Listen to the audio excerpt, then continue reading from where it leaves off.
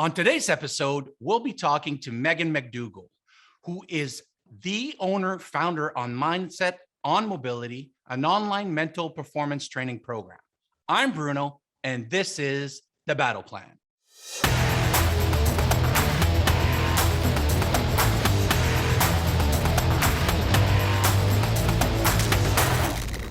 Hi, guys. So today we'll be talking to Megan McDougall, who is the owner, founder of Mindset on Mobility, an online mental performance training program. She likes to think of herself as she represents the average Joes who don't believe in being average. She's a work in progress, and every single day takes small steps to reach her personal and professional goals.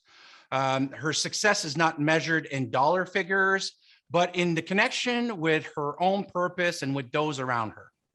Her wins are measured by the parents who tell her, "My daughter said you are the best coach she's ever had," or "I've wanted to leave my husband too, but I didn't have the courage," right? She believes in empowerment, non-conformity, and that it's never too late to start again, that our mind are the most powerful tool that we possess, which is amazing. I believe in harnessing a deep commitment and dedication to own our skills of attention, focus, and energy. And that will lead us to our greatest potential.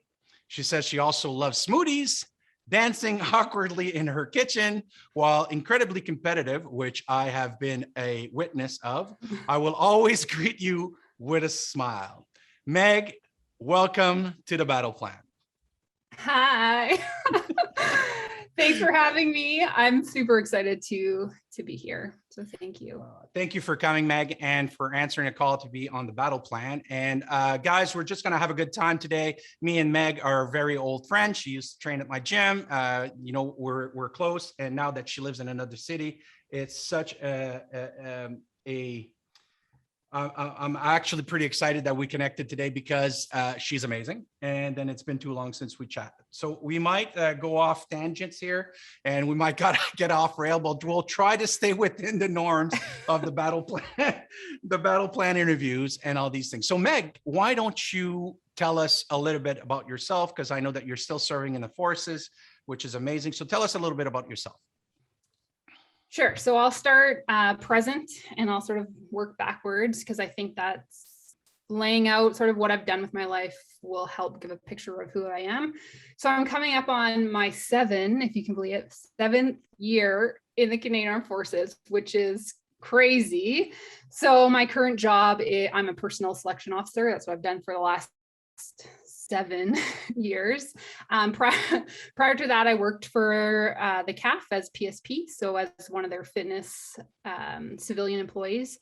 And prior to that, I was involved in mental performance coaching, and then yoga was my entire life. So my life has been sort of this total yin and yang. So going from being completely immersed in the yoga world to now being in the Canadian Armed Forces. I think it's allowed me to create or be a part of all of these different experiences, which has now led me to this whole mental performance training with Mindset on Mobility. Wow. So going from yoga to the Canadian Armed Forces, how does that work? Yeah, that's a good question. I'm not sure how it all came about. I will say I have been interested in like sports and adventure and working out my entire life. So that part of the forces isn't a new piece of me. When I was working for PSP, I remember seeing the people that we were sort of fitness testing or the people that were coming in for sports. And I just think that I never could see myself being able to become a military member, not really understanding what it meant to be in the CAF. And so I started seeing all these people in the CAF, and all of a sudden I was like, I think I could do this. Like, I think I could join the CAF, which is for like, those of you out there, just one second, Meg, for those of you who are not military, we use a lot of acronyms, and the CAF is the Canadian Armed Forces, and PSP was, I think it's Personal Support Program. Programs, yeah. And then BPSO, which, well, no, it's Yeah. not Oh my BPSO, gosh. right? Is a personnel selection officer. So if you want to change trades, or if you want to go for special forces or do anything else within the Canadian Armed Forces, you go see the personnel selection officer. They make sure you got the right skills. They make sure you got to do this. I'm sorry to interrupt you, Meg, but we No, just got that's to okay. drop that because we That's get, yeah, for people yeah, it's a listening in lot. their I'm car and all sorry. these things. Don't be sorry. I just, that shows how indoctrinated I've become, because now I do speak in acronyms and I didn't even notice. It's just jargon that I throw out. So thank you. Um, so yeah, anyways, I think I don't know exactly where I was at, but that's like broad strokes. I was like, I saw someone that I thought was similar in whatever stature, experience, age, and I thought like maybe I could join the Canadian Armed Forces. So yeah, I don't know, it wasn't well thought out, like it happened right away, but it was honestly like the best decision I could have ever made. So maybe it was just one of those gut instincts that felt right, so I went for it. Right. And I was fortunate enough to be part of your life during that transition, with everything that was going on. And actually, that is the first question, right? Because now we just learned about your unique story. We'll talk more about the yoga and the experiences you had over in Africa and everything when we get there. But the first kind of questions I kind of like get to set us up would be, what was either your worst personal transition or entrepreneurial moment? I think we're just going to start with transition. So how was the transition from being a civilian working with the armed forces to transitioning to now being part or a member of the forces? Yeah, it was honestly such a culture shock, more so than I could have ever imagined. Just in terms of it, yeah, you just walk into another world when you put that uniform on. And even just the fact that I opened with all this military jargon, walking into a world where people speak like that and you have no prior experience, it was really hard. And I remember I was a little bit older. I was 30 when I went to basic training. So I was one of the older people at my basic training. A lot of people had just finished university. They were like super gung-ho, like, well, let's be in the army. Like, and it just wasn't my personality. It's still not. And I remember every Sunday, I still think about this, every Sunday there's like these empty little cubicles, because we all like slept in these beds with just like a sheet of wood between the beds, and I would go to an empty one and like sit on the desk and just cry because I didn't want to have to go into the field the next day. I just like hated it so much. And I remember he's an infantry officer now. He came to me one Sunday, he's like, why are you always crying? And I was like, because I don't want to be here. But anyways, it was really hard for me. Just going, yeah, from being, I already had a whole life of experiences, like these people coming out of university, like they didn't have, they were working at Sport Check prior to coming. They didn't have a lot of life experience behind them. So I probably didn't take it as seriously as I should have, because I knew it was all a game, you know what I mean? My shirt is always going to have wrinkles in it. My bed is never going to be perfect. My floor is always going to have dirt on it. So like, I'm going to bed. Good night, everybody. Like, while people are like scrubbing their floors. And so anyway, so it was a big culture shock going from a civilian, 30 years of experience as a civilian, into the world of the military. Yes, I think everybody that goes through that, unless, even if you're prepared, I was prepared when I decided to join the forces. Actually, I tried twice before. And the thing is it's still a culture shock, because we're talking about conditioning, which we will talk about mindset and all these things, but conditioning. And I truly believe that the military around the world basically are the best at conditioning people to get them to do what needs to be done. Right. Yeah. So having that, and once again, I want to, remind the audience about the contrast that we have here. Obviously, you know, me being a man and growing up, you know, looking at GI Joes and action movies and everything, I want to join the military. It just seems like that, you know, that transition should be easy. But we're talking about somebody who was a yoga teacher, who was, you know, one of the kindest soul I know.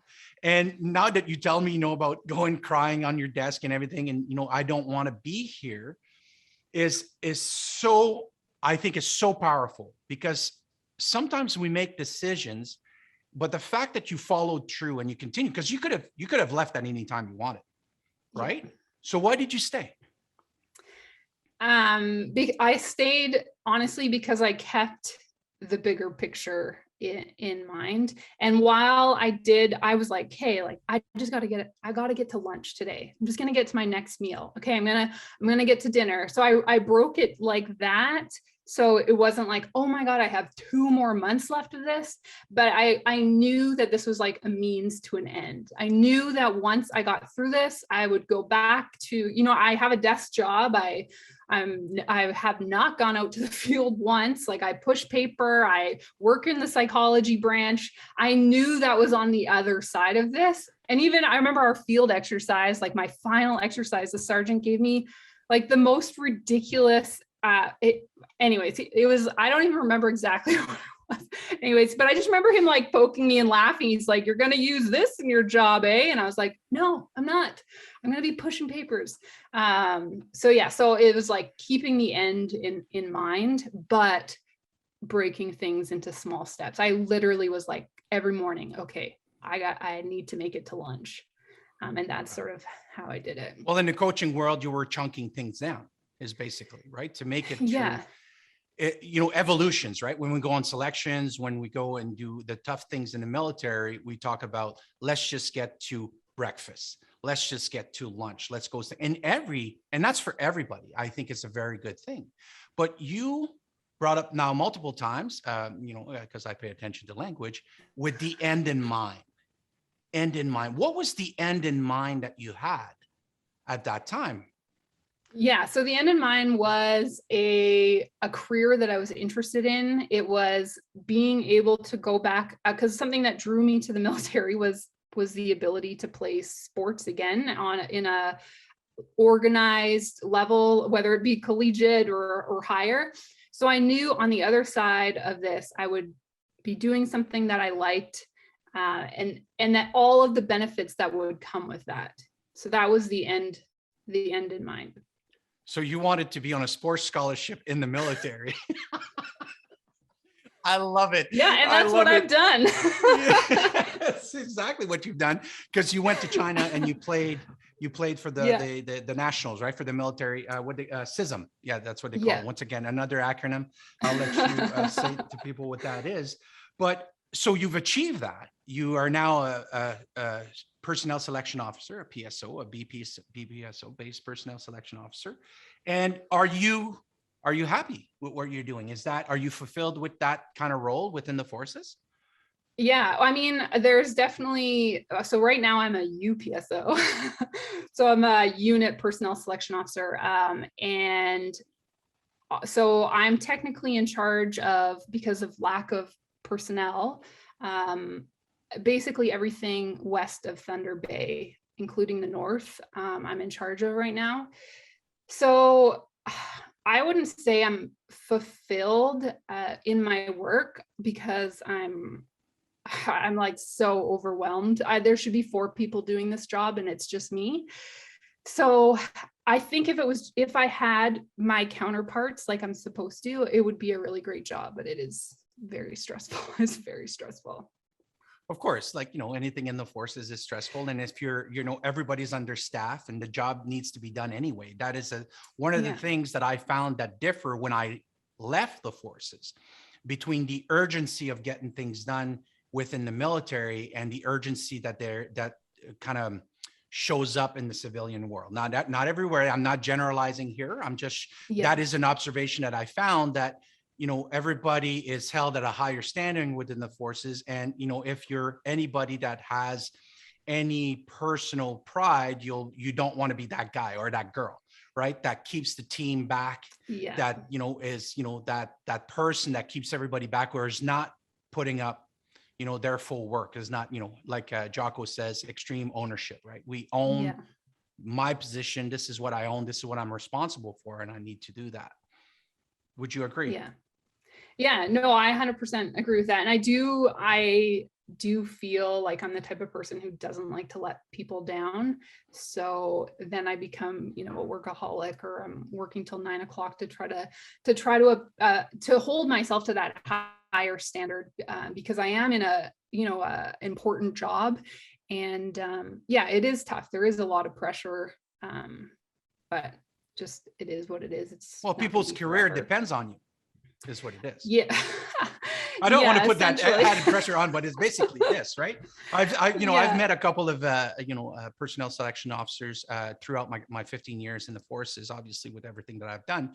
But the thing is that they had a role to play. They had to make sure that I was the right candidate. They had to make sure that I had the right skills, and was I, gonna basically pass, to the Yeah. next step, right? Because, everybody, we see a lot of that. Obviously, Hollywood has brought that up, and, more and more people see the, the Navy SEALs and everybody that's there. But the selection starts way before just going out in the cold, getting wet, getting sandy, getting all that stuff. It starts way before that. Are you a good fit for where you're going, basically? Yeah.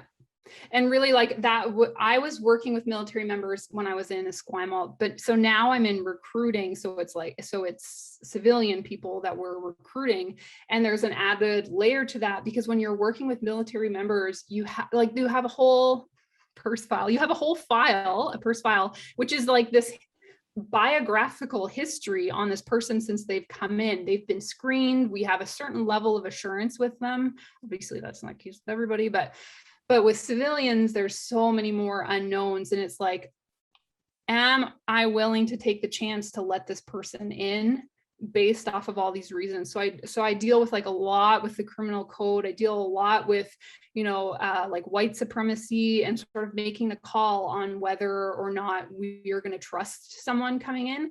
And it's just huge. Like the CAF right now, post COVID, like we are recruiting like crazy. So tempo is really high, and it's considered like a no fail mission to get our SIP filled. But it's like, yeah, it's Our just SIP fill. Oh, sorry, that's another acronym, which is our strategic intake plan. So it's the amount of positions we have. We need to bring in 100 infanteers in the Western region. So typically I would just cover prairies in the north, which is like Alberta, Saskatchewan, again, Manitoba, the north. But now I have Pacific. I also have part of Ontario. So it's like, think of all the positions we're trying to fill. And some people come with baggage. So that baggage needs to be run by me. Yeah. Everybody does. Right? Yeah. Everybody does. And you guys are still, using the lines of when somebody walks in and say, "Hey, do you like camping? Because I got a job for you." I think we have deterred. So my job is also to train. So we try to deter the recruiters from saying that. Right. But yeah, there's a really funny cartoon I saw someone share. It was like, just like a stick figure, getting someone to enroll into the infantry. And he was like, "Great, thanks. Like you're off to basic training next week." And then he turns and it's like, "Lives destroyed," is like written on a chalkboard. And he like puts another notch down. Anyways, yeah. Yes. The infantry everywhere knows exactly what we're talking about. Okay. So, that's just a little wrap up of what you're doing now, which actually, me knowing you means a whole lot more to what you're doing now and how you're accomplishing these things. And that's what I want to get into. So basically you are a high performance coach. You like to look at people, their potentials, everything they're possible. Are they the right fit for the military, for all these things? But now with all the business that you say you do, you also started your own online training. Am I correct? Can you tell us about Mindset on Mobility and tell us that was because the next question, what's your aha moment that made you go into that? Yeah. So I started doing or creating Mindset on Mobility in 2019. And I really just started doing it because your question earlier was, are you fulfilled at work? And my answer was essentially, it was really long, but my answer essentially was no. So I wanted to do something that when I came home at the end of the day, like I could create it, I could think about what it is to do, because as you know, in the military, like you are bound by policy. So even if there's a really tricky case with like someone's reliability status or security clearance, I have policy that's going to tell me what to do. It's not my opinion. It's the policy says we do this, so we do this. So I just felt like I was really living in this box and that I had no creative outlet. So in 2019, when I came home from the World Military Games, I just wanted to do something for myself. So it was actually Adam's idea for me to sort of bridge all of my experience. So I've been a high performing athlete. I've owned a yoga studio. I've taught yoga for 12 years, and I have the education in sports psychology or mental performance.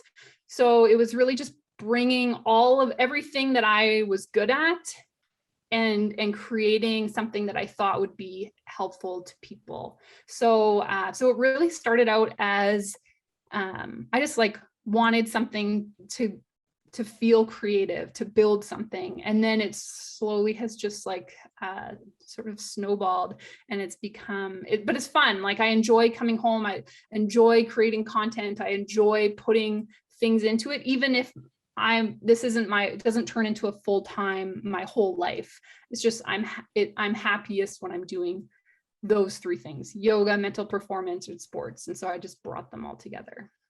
You brought them all together to your platform. So tell us about what can I expect? Should I start following you on Instagram? I start following you on Facebook. Where am I going? What am I looking for? Who is your client? Who is the person who follows you basically? What are they looking for? Yeah. So basically the person that, I guess if you say target market, is anyone that is, whether it's sports or some kind of other high performance. Like I have a couple people that do the program that are just high up in the business world. So someone who's just looking to get a little bit more out of their day, someone who's looking, like that feeling where you're meant for more, or that there's something else out there for you. People who sort of want to level up, so to speak. So it's really like that's a lot of people. You know what I mean? If I had to say specifically, I do have a lot of men on the program, but initially I thought about it as I would love to give something to give more confidence to women. So that's how it started. That's when I was building it, who I had in mind. And then it was just funny, like the first however many customers were all men. And I was like, oh my God, I built this for 16-year-old girls. And men showed up. I like it. It's telling you a lot. Yeah.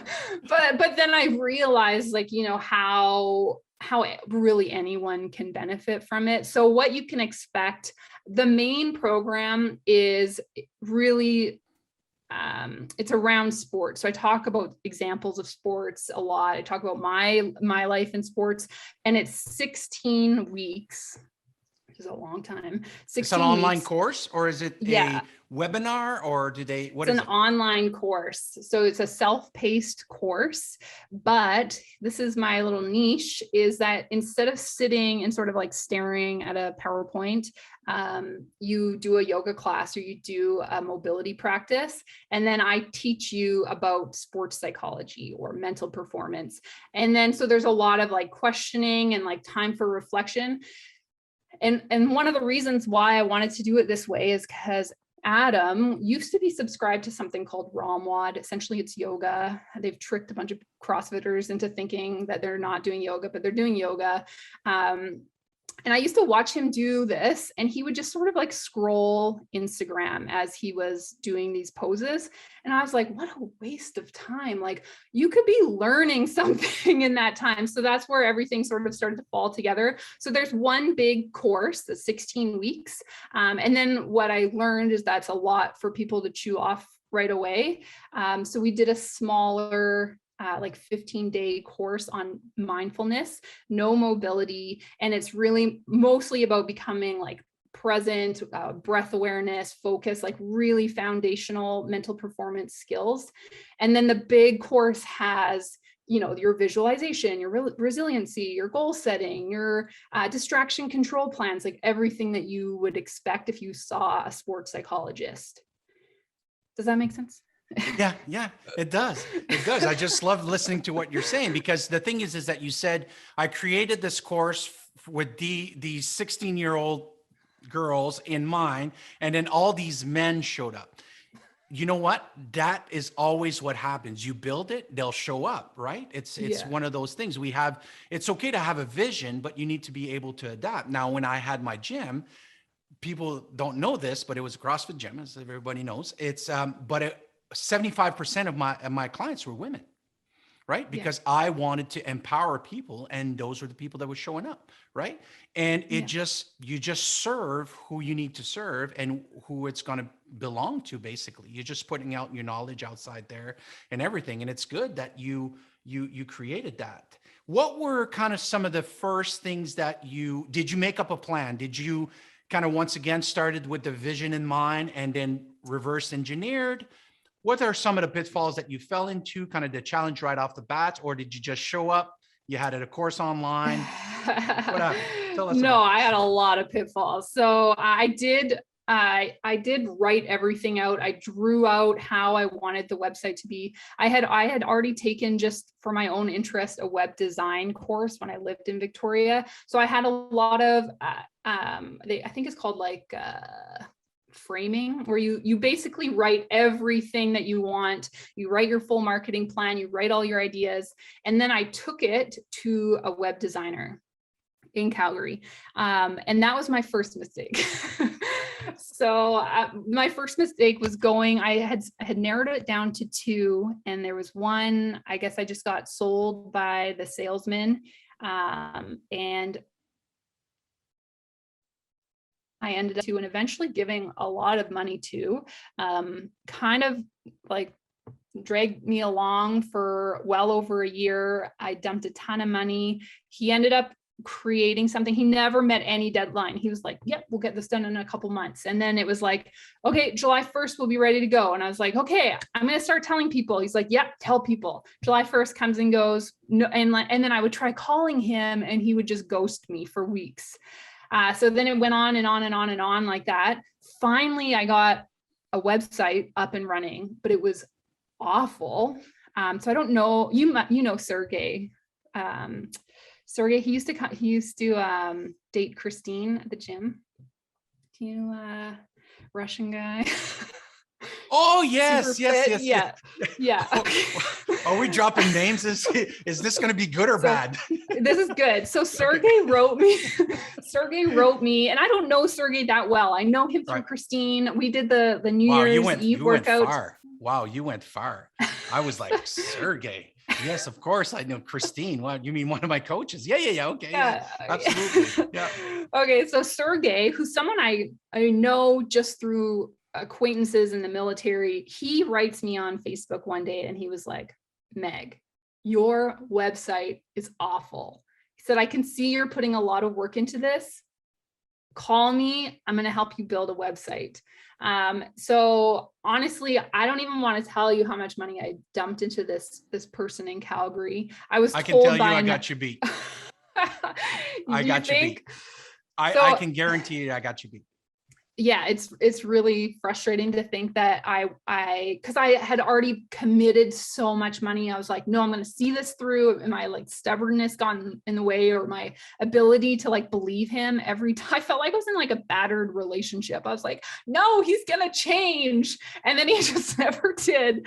Anyway, so I called Sergey, and within honestly a week, he had everything on a new platform. I was like completely ready to go for no charge at all. I tried to give him money. So yeah, I don't even remember the question. It's the pitfalls that you're falling. But you know what? That's a very good segment to stop at, because for people who are listening, as you can hear, this is something that goes on a lot in the online world. Okay, I'm actually going to be, for the first time, I'm going to tell people I'm over $100,000 into online businesses who are supposed to build something for me. Okay, I went with an agency out in LA, got taken from that. Another agency out in the States, I got taken from that. Over 100, that was my veteran money that just went out. And being I think it comes with our coaching and us being empaths and who we are. We believe in people, and we say, you know what, we have standard. This is how I would act when somebody deals with you or I, Meg. We deliver, we over deliver. Every single time I over deliver. I deliver more. People aren't expecting it and all these things. I don't do it for with that in mind. I just do it because that's what my heart wants to give. The thing is that when you don't know, this is, I'm actually cautioning people. When you do not know, the salespersons, and those are the guys who are the worst, they're going to tell you, oh, this is how we're going to scale it. This is how much money you're going to make. This is what we're going to build. And they show you either it's their own or somebody else's. This is what we did for this person. And this is how, without even asking you the questions. What do you want? What do you need? How will we measure it? What is your product? Is that something that's good? Whatever. People are just grabbing, because you're right. I've been ghosted. I've been paying. Yeah, it's coming out. I've been, all of these things to finally at the end, because we're building as well at the academy here, the Battle Plan Academy is coming up. And basically are all these courses, but now we're doing it on ourselves, right? We're just with the experience and all these things. And I think it is such a common thing that I see. And for you to say it, I get it. So now that your website is done, to get back on track here, your website is done and everything. Tell us, how does it flow? What else did you go into once the website was done? Yeah, so that was really the big piece of it, was getting that up and running. And then, if I could just throw in, lessons learned just on those pieces, was A, I don't think I did enough homework. And B, when I went to the original meeting, something that you just mentioned is like the person didn't ask any questions. Like I had my whole book of drawings of what I wanted to look like. And he did not. I was like, I have this all here. And he was like, yep, no problem. But he didn't ask to look at anything. He just kind of, so I left being like, I felt like I had committed, but not, but I felt like I was too far gone anyway. So I didn't trust my gut. So if I had to say 2 lessons learned, it's like 1, do your homework, 2, trust your gut, and 3, if you have people that know or that have been there. So like Sergey, reach out to those people that know, who have been there. Right. So that brings me up. Lessons learned is one of my very good friend that I went to the North Pole with. He told me out there in the snow coming sideways at us. And he says, Bruno, he says, no matter what, you're going to pay for an education, whether you go to McGill, Harvard, or whatever, and you pay for that education, or if you're doing what you're doing, which is starting businesses and learning from that, you will pay for an education by getting taken for, making mistakes, it'll cost you. So everybody pays for an education. Yeah. So I did pay the price. So then basically that was the biggest chunk, was getting that up and going. And then once I had that, then it was like, okay, well, now how am I going to get people to sign up? So then that's when I started focusing on like a marketing plan, and emailing people, like I call them like my paper clips. I don't know if I forget the book it's out of, but it was about a salesman, and he had every day he had a cup of paper clips, and every time he sent an email, he'd transfer a paper clip over. So I called them my paper clips. So it was me like putting myself out there and getting rejected like over and over, and then starting to build social media. So that was the next piece, because really once someone gets on the program, it's I really don't need to be there unless the person reaches out with questions, and then I'm there available by email. So it is self-guided. So I really just needed to focus on attracting people, which was honestly a lot harder than I thought it was Than it looks. Absolutely. Where are you Yeah. going to find these people, right? Where are you going to do Yeah. these things? We're learning so much right now. It's incredible Yeah. about that. Yeah. So like, I think I jumped the gun because I immediately was like, okay, here's a course that I don't need to be involved with. So I can, have my full-time job. But what I've realized, again, lessons learned, is like people, yeah, there's a lot of great content, but people want that relationship. So I've started to sort of reverse engineer. So now I'm doing consulting again, like one-on-one consulting. And then that is what, like, if someone can't do that, then they build the relationship with me, and then they're maybe more comfortable to go through a course on their own. And I don't think I have it nailed yet. Like, I honestly think I'm going to get rid of the 16-week one. I'll keep it up for the people that have, because they have lifetime access to it once you buy. But I do think I'm going to, like you said, the chunking. I think 16 weeks is a lot. Like, it's my entire master's program. It's like it's everything I have learned in sports psychology dumped into a program. So I You think mean you're over delivering? Is that what you're doing? yeah. So You're awesome.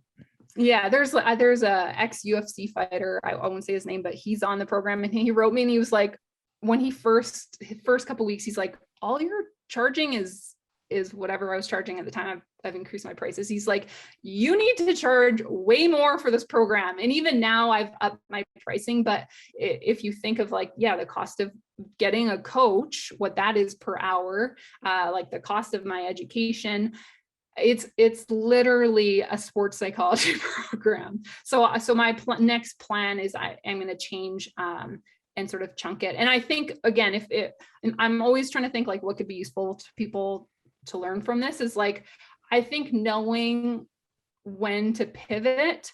Maybe I should have pivoted a long time ago, I'm not sure, but like, at least having the ability that you can pivot and change and not be totally stuck, and always sort of keeping your eyes open to new possibilities. What are people saying? What is the feedback? And then morph things along. Like you said earlier, I don't know if we were recording when you said this, but like the 10,000 hours, and like whatever, we're on X hour. It's like, that's the same for me. Like, out of all of the hours to really dial this in, I'm so early in the process. So, the product in 5 years might look really different, but I'm going to keep morphing and changing until I find something that I think is like, this is it. So the program now, I think, is great. I just think it's a lot for people, like maybe too much people. Well, yeah. You're listening to feedback, right? You brought up so many good points here. First of all, you brought up about mastery. Mastery is 10,000 hours to master a skill. Right. And then what I had said before we started recording, I said, we got 10,000 hours of podcasting to do, and this is hour 10. Right. So we're getting into this. So as things move on, we're going to get better at asking questions, at interacting with people, doing my solo episodes that I do and everything. That's one of them. Then what I bring into is, Thomas Edison. When they ask him 1,000 times, you failed 1,000 times to find out the incandescent light bulb. He said, I didn't fail 1,000 times. I found out 1,000 times how it didn't work. Same thing with KFC, right? Colonel Saunders, 1,000. They like the number 1,000. I don't think it's 1,000. I think it's, a lot, because I don't think anybody, I'm not counting how many times I fail. I just know that I fail a lot. But that kind of motivates me because, Brian Tracy, which is an old time motivator. I really like him. He, on one of his cassette tapes, that's how old I am, on his CD. What is that, coach? Yeah, exactly. On one of his CDs, he said, you know what? Everybody's got a magical number. This is so powerful. So pay attention. Everybody's got a magical number, right? About how many times they're going to fail and then be successful. So basically, he says, if I told you today, Meg, you're going to be trying for your course or for your business or for whatever it is, 348 times. But on the 349th, you're going to hit it. You're going to make $1 million or anything. I know you said it's not money, but you know, you're going to make this, you're going to have your dream home. You're going to have your family, you're going to have everything's going to all fall in place on 349. Now, if you had that number, what would you do differently? You would probably just do everything. You would probably fail as fast as possible 348 times because you know thing. But the catch is nobody knows that magic number, right? So you got to keep going at it and everything, right? Does that make sense? Yeah, it does. Right. And in neuro-linguistic programming, they said the most flexible person is the one who wins. And basically pivoting, right? Being able to adapt and adjust and say, hey, you know what? I made a mistake there. A lot of people get stuck too long in one spot. Now you also have the opposite of that, of people that don't know, kind of pivot right away, right? They're going from one thing to one thing to one thing to one thing, no patience, says, oh, this is not working, but they've only tried once. I've seen that in the mental health field and the coaching that I do. People come up to us and they say, oh, I've tried everything. And you go, like, you've tried everything? They go, I've tried everything. Have you tried horseback riding? Have you tried fishing? Have you? No, I didn't. Oh, so you didn't. You know, I tried 2 things, group therapy or this, and then it didn't work. I was like, I get it, right? So it's about finding out what do you want and how you go. Anyway, I digress, but this is what it's all amazing about our conversation. So now that you have this in mind, what is a daily thing for you? So what do you look most forward to in your days now that you're, you know, a base selection or a U selection personal, UPSO, right? Personnel selection officer and a business owner, and you're, you know, molding minds and getting people to achieve high performance. What do you look forward into your days? What's next? Well, what I look forward to in my days is getting home from work so I can do things that I actually like. But yeah, no, honestly, like I'm super grateful for this job. I'm working from home right now. So I love my days because I hang out with my dog. Like I get a ton of things done. But in terms of like what's next for me, oh my gosh, the vacuum just went off. I unplugged that thing. Anyways, so what I'm looking forward to, I don't want to say too much, maybe we can talk offline, but I literally just as of today have started an application for school, which will be another big pivot for me. But I'm very excited about it. I feel like it's the next right step for me. Whether or not it comes into fruition, that's another story. I'll cross that bridge when I get to there. So yeah, so that's something that I'm really looking forward to, is just like another, just like constantly trying to better myself in my skills, whether that be like personal skills or academic skills or writing skills. So I think that'll be exactly. So yeah, so that's the next thing that I'm really excited about, that I'm so sorry I will tell you afterwards. Oh yeah, of course. No, that's fine. You share with us what you want to share and everything. Yeah. So, you know, so now we're going to go into some of the questions that are really quick fire and everything to make sure, because we're obviously, you know, we're going to pay attention to what you're doing with your courses, what you're doing on social media, because I highly recommend following Meg on social media, which we'll leave all the links below in the description. And also at the end of this podcast, we'll get Meg to tell you where to reach her and all these things to be that. But let's start with some easy questions. What's the best advice you've ever received? Okay. So was his name Coach B? Yeah. Don't worry about other people. No, honestly, a couple things come to mind. The first that actually came to mind when you were talking about the 10,000 and we're on hour 10. I had a yoga teacher once say in a class, and then I stole it and I say it in my classes, but you have to show up and suck before you can show up and shine. And I think that that's really important for me, because especially with, you know, egos and like, you want to be good at everything and you don't want to let people down. Just like whenever you're trying something new, you're probably not going to be amazing at it right away. So it's like having that willingness to show up and not be good at something, so then you can become good at it. That was definitely something that popped into mind. But then also originally what I had thought was actually came from my mom when I was a competitive swimmer. And one of the reasons I became so interested in sports psychology is because I used to get really nervous before events. And so she told me, like, when you're feeling nerves before a race, or like the butterfly, she's like, all that means is that you care, and that it's positive energy. And so now knowing sports psychology and how important how we perceive our feelings is so important, maybe even more important than the event itself. I think that I would put that up there. Wow, those are very good. Some wise wisdom from mom, right? And sometimes, Yeah, parents, I hope my son's listening to this. Sometimes parents dish out some good advice, yeah. right? Yeah. And embrace the suck, which is, we say that in the military, embrace the sucks, but you really described it well. You're not going to be good when you first start up, but a lot of people stop even before starting because they're so afraid of what they're going to look like, which is one of the biggest fear out there, what other people think of us. And then two, you're excited. It's because you care about it. You really do. It's really important to you, because if you didn't, you wouldn't be nervous. You'd be like, all right, let's do this. Right. Like, when we were talking before, the guy who was doing the interview with me, who showed up late and hungover. Yeah, absolutely. Doesn't care. Yeah. Right. So how about you share with us, there's no H there, Bruno. This is my French coming in. Why don't you share with us, what is one of your, or maybe a few personal habits that contribute to your success? Yeah, so something that I have recently started doing. So I just finished the book Organize Tomorrow Today. I don't know who the authors are, but it's just a quick, really easy Good title. read. Yeah. And something that it talks about, and maybe will seem really obvious to people, but the day prior, the first chapter is all about writing down 3 must-dos, and then setting timelines to them. And that's something that you have to get done tomorrow.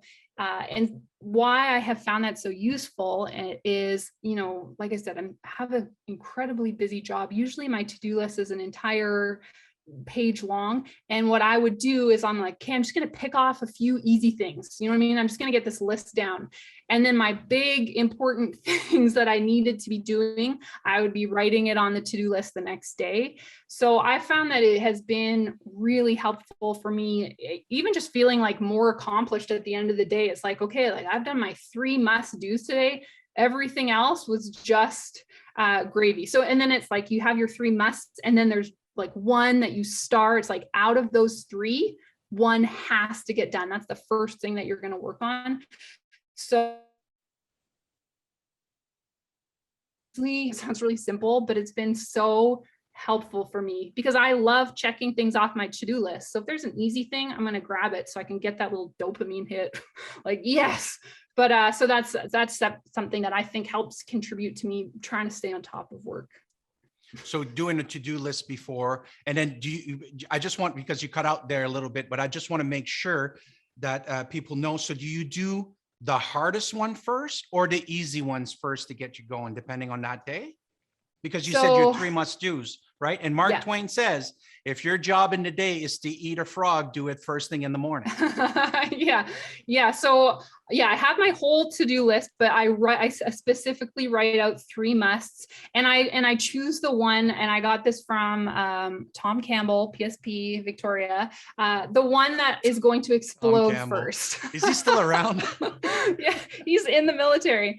So he, whatever one I like is going to explode or light fire first. So urgent and important, which sometimes is the hardest. Those are the ones that I try to, but I don't think I necessarily say, oh, this is simple or this is easy. When I have my big 3s, it's like, this needs to get done because this is going to explode if I don't do something about it. So those are a must, yes, which I understand. And sometimes, you make, if you have a hard time starting your day, you might choose some easy one to give you that dopamine. Says, okay, I'm already creating momentum and all these things, which is great, but I must attack these 3 important ones in the day. Right. Yeah. Another chapter in that book kind of goes along with what you're saying, is like, it talks about maximizing your time. Like, you can't get more time, but you can maximize it. So in like the downtime of the day, you have 2 minutes here, you have 3 minutes there. It's like, okay, what can I get done right now in these 3 minutes? So it's like, those are the little easy ones. It's like, okay, I'm going to get this done because I have 3 minutes until this meeting. I have, you know what I mean? Like, meetings canceled, I have an extra half an hour. Okay, like here I can get these extra things done to maximize your time instead of like default, grab your phone, scroll social media. So those are two things I really try to maximize, like every minute of the day, which again, if like, that's what mindset and mobility is. You're getting your stretching, you're getting your mental performance, and you're getting your meditation and breath all in one, 4 in 1. It's like, because we don't have time to do everything. So yeah, maximize the time. And then the big 3 must with the 1 must do out of those 3. I would recommend. Yeah. That is fantastic. And I agree with that, right? Now, and the system Getting It Done, right? Which is another book that was then for people like myself, procrastinators or ADD or ADHD or name it, with shiny stuff everywhere, is that, if it's going to take less than 5 minutes, do it now, right? Get it out of the way. Just do it now, which most of the time, if I don't do it, it'll never get done, even though it's a small little things. And it's one of those things like, like send this paper over here, do this for this, for all this stuff. And especially personal stuff, right? I'm just going to do it later. I'm supposed to be writing this, this content, these ideas. I should do it right now. Stop, do it right now, and then get it done. Because if not, it goes into the ether. And especially if you go down to the black hole of social media, then it sucks all of you. It sucks your soul. Yeah. Yes, it does. It sure does. The black hole of soul sucking. Why don't you share with us, because we're both driven for growth and contribution here, but share a growth resource, like an online course or webinar. I know you just talked about a book that you just did, but what are the kind of resources that you go for when you're looking for growth? Besides mindset and mobility. Just kidding. Just kidding. Well, are you saying that you're actually looking at your own stuff? That's pretty awesome. No, I just signed up for master class. Have you heard of this? Oh, I see them all the time. Yeah, the acting, the photography, the cooking with what's his name? The guy who screams at everybody there, Gordon Ramsay. Gordon Ramsay. So I just got it last week. So I listened to, it was like Athlete's Mindset with Wayne Gretzky. And now I'm listening to Entrepreneurship with Sarah Blakely, and really it's entrepreneurship, but she talks about finding your purpose. And she sort of lays out like, find what you're good at, find like what breaks your heart, and find like what the world needs. And you put those 3 things together to find your purpose. Anyways, long story short, masterclass. I am very new to it, but I would say I would highly recommend that. Okay, masterclass, absolutely. You know what? The thing is that I want to share with the audience is that if you go and meet with a coach or meet with a counselor or anybody, and that's one of the questions you want to ask. What are they working on? Because if somebody comes up to you and are you there? Oh, here we go. Oh, are you there? Yes, I'm back. We're gonna. Hello? Okay. Oh my gosh, I'm sorry. We're back. We're sorry, back. It's definitely. I'm like sitting right beside my router. But anyways, it's fine. It's so me, let's start not you. that. Let's start that again. So we'll cut it. We'll edit it. So basically, what I was saying is this: if you are looking for a coach or a counselor or somebody that you're looking at that's selling you a service, especially in the high performance counseling, relationship, whatever that is, ask them what they are actually reading, watching, what are they working on personally? Because here's what I'm going to tell you. 1, I'm a coach. I have a coach. 2, I'm constantly looking at these other courses. Like I said, I like online courses because then my ADD, I can do it at night. I can do it whenever it's good for me. And I constantly am looking for growth, books and all these things, because even though that it looks on this side of the camera or on your side or wherever you're listening to this, that we are bringing in some knowledge or wisdom and everything, we don't know everything. Everybody, this is my belief, everybody has a piece of the puzzle. So basically, when you meet others, like when I meet the Megans out there and the Coach B's and the people, they always drop a nugget that's going to come into my bag of tools, and I'm going to say, hey, you know what? Someday I might need this information. I might need this knowledge. So it's really good. That's why I asked this question, to ask the people that are coming on the podcast and saying, what are you working on? What is something that you're learning right now? Right? Does that make sense? Mm-hmm. That makes Absolutely. sense. So thank you for sharing that. That's awesome. Masterclass is what it is. Yeah. What would be books you recommend? Recommend your top 3 books. Fiction, nonfiction, whatsoever. Okay. So this book is old, but I'm going to recommend it. I first read it in grade 10 for a book report, and it's called Tying Which was Rocks. about 2 years ago, guys. If you haven't seen Yeah. Meg, if you're watching on YouTube, you're seeing Meg what she looks like today, but that was like about 3 years ago. Yeah, about give or take a year or two. Yeah, about 3. It's called Tying Rocks to Clouds by William Elliott. And it was for a book report. I didn't want to read the book the class was getting. So my teacher gave me this book. And it's basically this guy's search for purpose prior to the internet. So he speaks with like Mother Teresa, but he is calling, he sends letters to meet with these people, Ram Dass, and they're just interviews with these, highly respected people. And he talks about, the meaning of life, is there life after death? If you tying rocks to clouds. So like bringing Tying rocks to cloud. By William Elliott. It is, again, you can tell he's interviewing prior to the days of the internet, because he talks about calling or just showing up for these meetings. Anyways, it's a wide array of people that he interviews, but it's a book that I have read over and over throughout my life. And every time I pick it up, something new sticks out to me. And also just like interviews with people who are honestly not around anymore, and interviewing people before the days of podcasts where, you can find information about anyone. But yeah, it was really interesting to read some of those interviews. So I would definitely say that's my number 1.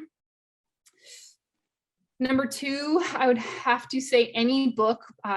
They're sort of more textbook related, but my mentor in graduate school was Dr. Terry Orlick, who just passed away a couple of weeks ago.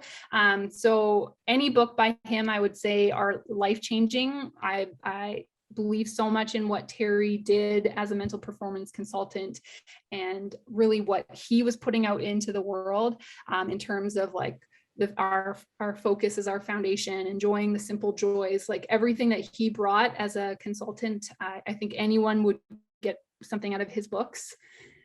And then the third, I just finished reading, actually, it's more of a business book, but it's called The 5th Discipline by Peter Senge.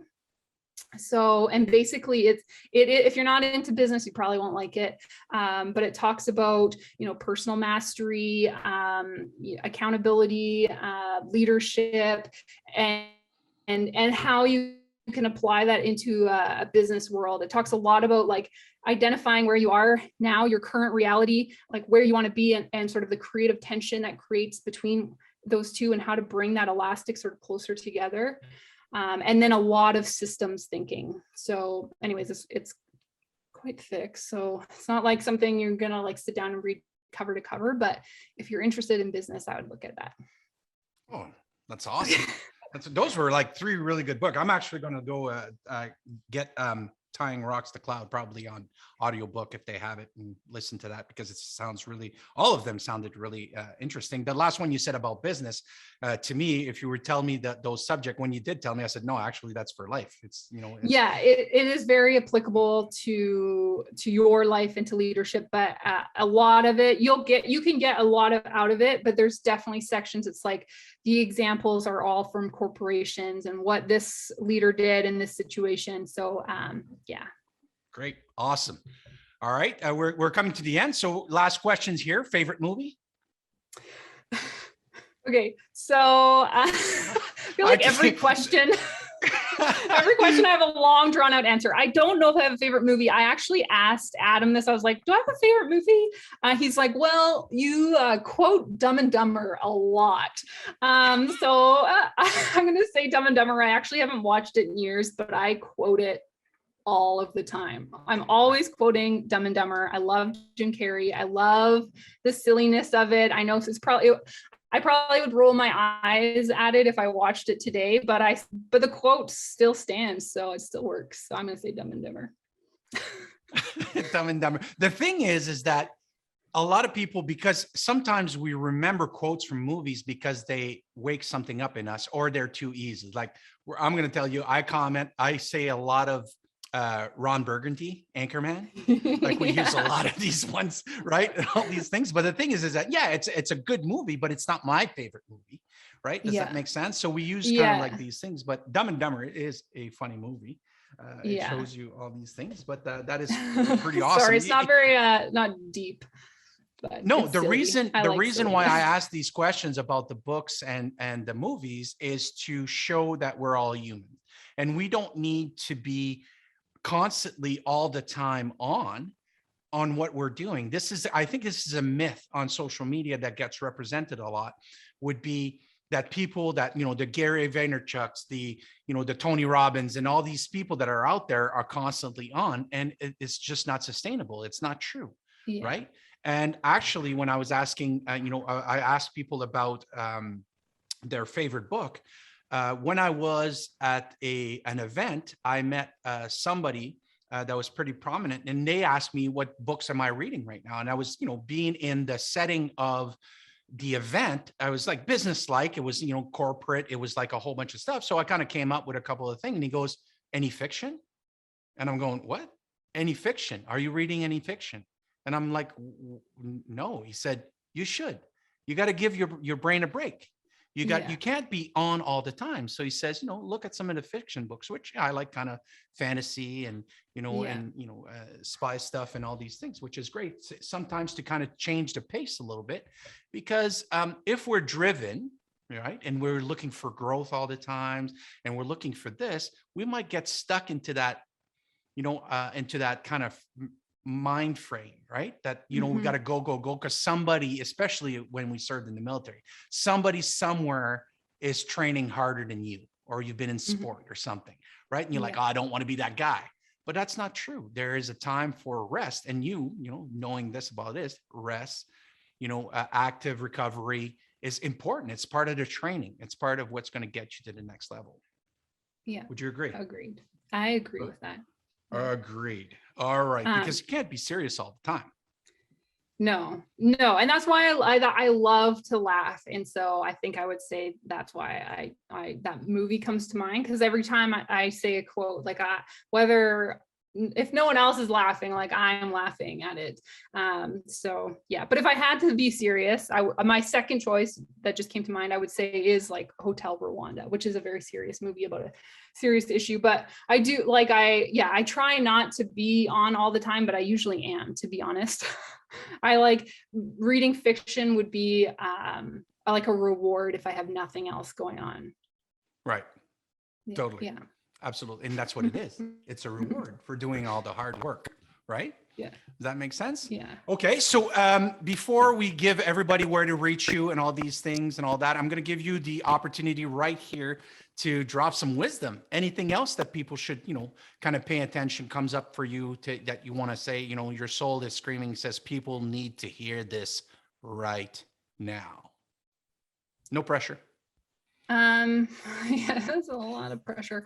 I would say something that comes up a lot when I'm just talking to people. So because I've seen it so often, I'm going to say it because it seems to be pretty generic across, is like, the time is never going to be right.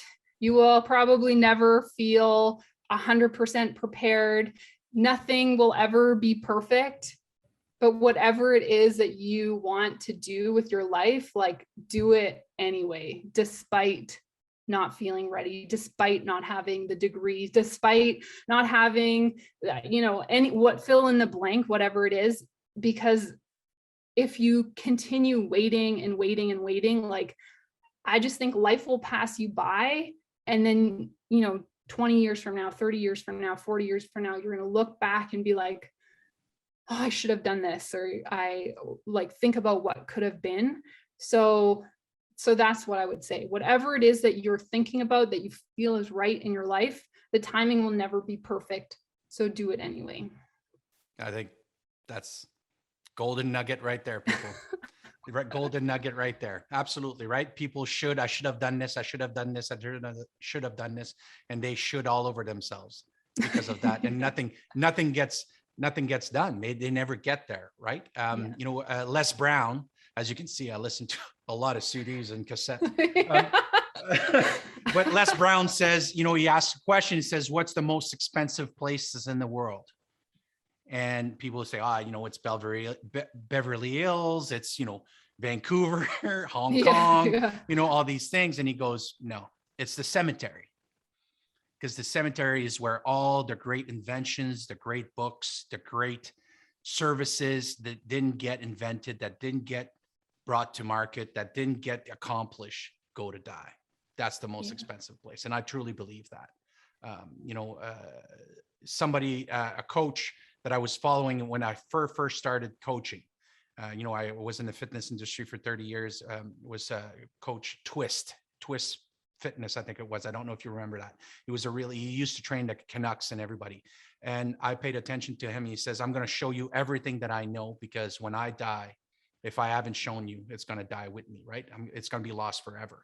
So it's basically important about growth and contribution, which are two spiritual needs that we need to do all the time. Yeah, no, I like that.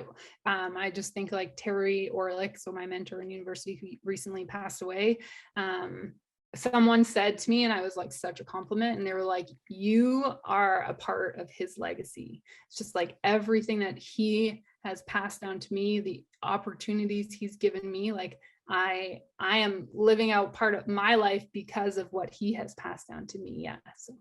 Wow, that is beautiful. Right? Yeah. Right. Awesome, Meg. So thank you so much. Where can people reach you? Where can they reach you? What's your Instagram? So my business, Mindset on Mobility, is just at Mindset on Mobility, where I'm doing 30 days of reels right now. They're hilarious. Go look at that. Which I'm getting on. You got me on, so I gotta start. I highly recommend. They're actually really fun. I will say, if any hesitation, I didn't want to get on video, and then I'm like, now I'm into it. So Mindset on Mobility, my personal account is at Megs McD, and I don't tweet or I don't do that. So Instagram's the best place. Awesome. Instagram's the best place. And then do you have a website? Yep. So it's mindsetonmobility.com. So if you can just remember Mindset on Mobility, you're going to find Instagram and you're going to find the website. So that's the best place to find. Awesome. Meg, thank you so much for answering the call, coming on the Battle Plan, dishing out some amazing wisdom, being a good sport. And you know what? People go see her. I've known Meg. She is a ray of sunshine. She always puts a smile on my face. She's super fit. She knows what she's talking about. Go and check her out and let us know how'd you like this episode. Comment down below. If you have any questions for her, you can ask them on here, and then I'll pass it on and we can answer some more of that. With all that said, I'm Bruno, and this has been The Battle Plan. See you next episode, guys.